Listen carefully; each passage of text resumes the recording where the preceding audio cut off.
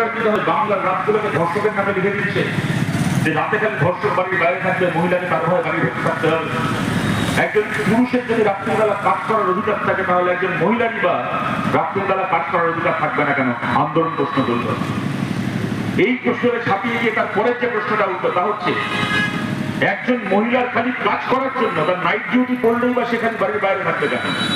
কোন পুরুষের যদি অধিকার থাকে রাস্তার মোড়ে দাঁড়িয়ে কোনো বন্ধুর সঙ্গে রাত্রিবেলা কথা বলা, তাহলে একজন মহিলার কাজ ছাড়া সেই বন্ধুর সঙ্গে কথা বলারই বা অধিকার রাত্রিবেলা বাড়ির বাইরে দাঁড়িয়ে থাকবে না কেন? খালি চাকরি করার জন্য, খালি চাকরির ডিউটির জন্য নয়।